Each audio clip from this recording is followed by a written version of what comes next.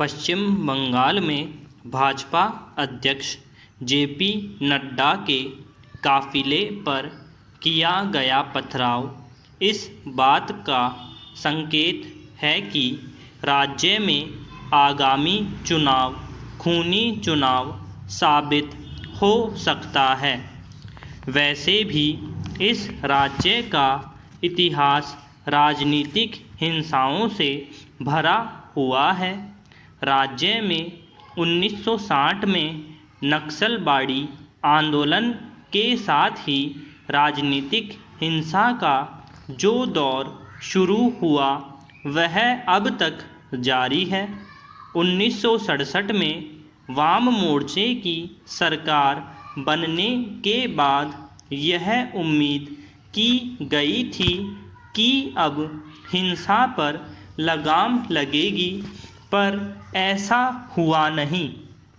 फिर ममता बनर्जी के नेतृत्व में तृणमूल कांग्रेस की सरकार से यह उम्मीद की गई कि शायद अब कुछ बदले। पिछले 2 दशक इस बात के गवाह है कि राजनीतिक हिंसा के मामले में राज्य में कुछ नहीं बदला है।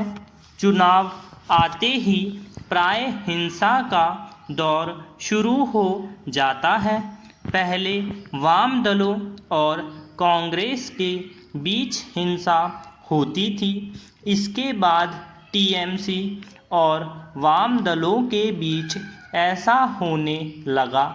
अब राज्य में तीसरी ताकत के रूप में उभर रही भाजपा और टीएमसी एक दूसरे को हिंसक घटनाओं के लिए जिम्मेदार बता रहे हैं। दरअसल कोई भी हिंसा व्यक्ति या विचार की स्वतंत्रता को दबाने का ही एक कायराना तरीका है। जिन दलों को लोकतांत्रिक मूल्यों पर भरोसा नहीं होता वे ही हिंसा का रास्ता चुनते हैं। इस कसौटी पर देखें तो पश्चिम बंगाल को समझना आसान होगा। पहले कांग्रेस, फिर वाम दल, उसके बाद टीएमसी इस कसौटी पर खरे नहीं उतरे हैं। चूँकि भाजपा के पास सत्ता नहीं है, इसलिए फिलहाल उसे कटघरे में खड़ा नहीं किया जा सकता।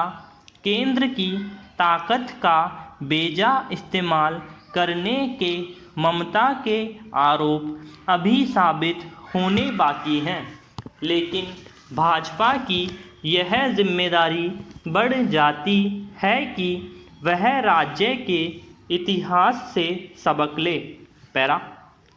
पहले मतदान केंद्रों पर कब्जे को लेकर हिंसा की खबरें आती थी, तब मतपत्रों से चुनाव होते थे और उन्हें लूटने की जंग भी होती थी। इलेक्ट्रॉनिक वोटिंग मशीन आने के बाद इसमें कमी आई है, लेकिन यदि राजनीतिक कार्यकर्ताओं और नेताओं को चुनाव से पहले ही डरा धमकाकर शांत कर दिया जाए या रास्ते से ही हटा दिया जाए तो लोकतंत्र कहाँ बचेगा। अपने ऊपर हमले के बाद भाजपा अध्यक्ष नड्डा का यह बयान मायने रखता है कि हमें रविंद्रनाथ टैगोर का बंगाल बनाना है। यह उम्मीद की जानी चाहिए कि जो वह कह रहे हैं उस पर अमल भी करेंगे।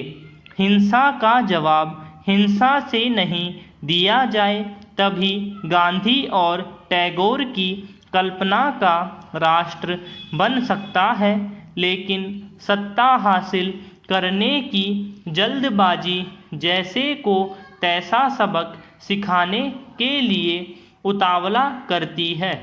यह भाजपा के लिए भी परीक्षा की घड़ी है, क्योंकि हिंसा के आरोप एक तरफा नहीं है।